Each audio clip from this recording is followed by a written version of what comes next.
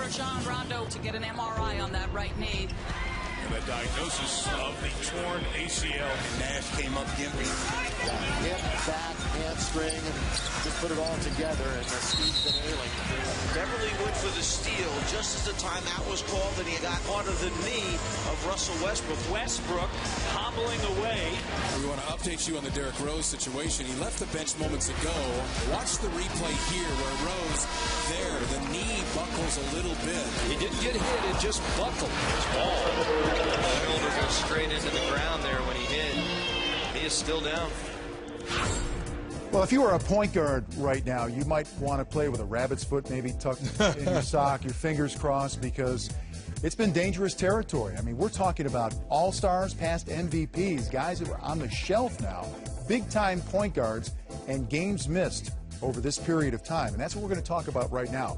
The position itself and injuries at that position. Trying to decipher why. And guys, I'll throw it out here. We talked about the point guard position of years past. It was a guy who was on the perimeter, kind of probing and looking.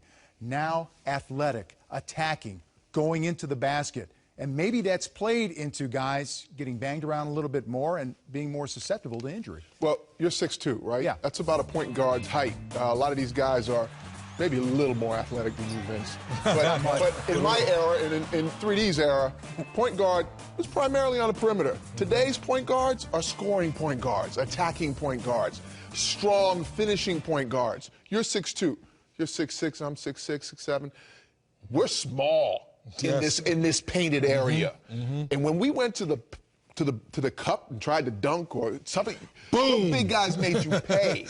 And so we have a generation of point guards that are fearless, quite frankly, because they'll probe, they'll go in the paint, they'll attack big guys. But they're being asked to do that. And they're being asked to do that because they what need the position to score. calls for. And I think it's just a stronger, more physical game in this era. And so they're paying the price. And now to some of those guys, too, they've lost. Steve Nash is 40. Yeah, Steve Nash They just logged a lot of miles. It's the younger point guards that concern me.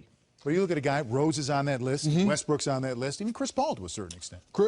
Westbrook and Rose, it's the explosiveness. Right. Every night, they're coming off the pick and roll. They're not thinking jump shot. They're thinking turn that corner, get to the paint, and get to the rim. With that being said, you see now guys are banging a little bit more. You're hearing coaches say, hey, let this guy know when he comes down the paint, you got to put some wood on and let him know when he comes back down, he's got to go to the free throw line and make some of them shots. Chris Paul, that looks more like a freak accident. You come off, you hit somebody, you fall down. That's more of a freak accident. Rondo, not a great jump shooter. And people back up off of him, and where does Rondo still get? To the rim. So each night, I think the point guard position is probably the most potent position compared to when we play. It was the centers, small forwards, and two guard, where today it's predominantly the point guard position. All right, along those lines now, you're defending against a guy who's a scorer now. Therefore, you're probably running through more screens. Again, you're running into big physical guys. What about the movement involved in trying to defend and score? Well, that's a great call. When you look at Steph Curry, you look at Kyrie Irving, both of those guys have that shooting ability where if you have a small forward or off guard, you can put the ball in their hands. You're putting them on baseline screens, and now they're doing more running, to your point, where yesterday's guard, when they had the pick and roll, they wanted to come off that pick and roll, shoot the jump shot. Now you have our point guards where they can go down there, run men off screens, and get either a live dribble or a jump shot. Look, as a former defender in this league, if a point guard gave up the ball and chose to run from one side of the floor to the other through the paint, I was headhunting. Right. I was going to let you feel. You were going to feel and pay for that exchange of the side of the floor. And I think that's what happens. These guys are brave. They're giving up the ball and they're running off screens, but they're getting clipped. They're getting hit, and rightfully so. That's a part of the game. All right. With apologies to Kevin McHale, what about the grind of the schedule? No nights off. I know McHale says don't make excuses about things, but just playing against these guys night after night, you may line it up against three guys that are top-notch scorer point guards on their team. Well, some of these guys are superior athletes. They're not only playing night in and night out, they're logging 40, 42, some cases 48 minutes a game. And in this generation of player, they've played AAU, they've played through the summer, they're playing in pickup leagues, like they're playing year-round. So you have more mileage on today's players that are in that age of 25 to 30 than you would normally have had in our era. Even a team like the Bobcats, where they were bad last year, they're getting a little bit better playoff team. They have a guy like Kemba Walker. If you don't guard him properly, you've seen him game winners in Toronto, 30-point night. So every team in the NBA has a point guard on their team that can go give you 30 a night. I'll give you a point. I played with Robert Parrish. He played 20 years in this league. I wanted to know, how'd you do that, Robert Parrish? How'd you play 20 years? He said, you know what I do in the offseason, Rick?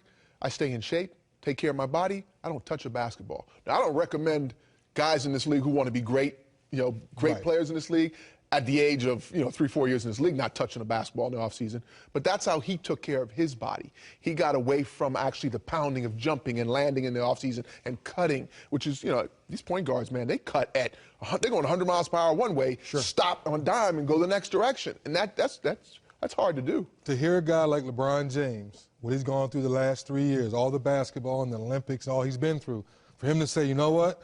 After I come back from China for doing my duties for Nike, I'm taking 3 weeks off. I'm going swimming, I'm jumping on sea-doos, I'm relaxing, I'm not touching the basketball, and then I'm going to get back into my regimen. So see a guy like that in the way he's built? He's built like a tank. But to hear him say, I take weeks off so my body can recover and then get back into my workouts. He's 9-10 years in the league. Well, there you go. But there you go. To his point, an unbelievable physical specimen like LeBron needing that time to regenerate and recoup. Okay, what about this theory? Maybe a guy's just injury prone. Maybe he isn't unlucky. Maybe it's the cosmic forces at work. Some guys stay healthier than others. Yeah, Darren Williams, he's definitely unlucky because it's the same area.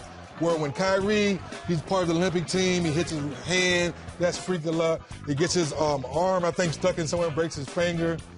So some of these guys are just freak accidents. I don't know if they're guys you want to say they're going to get injury prone all the time.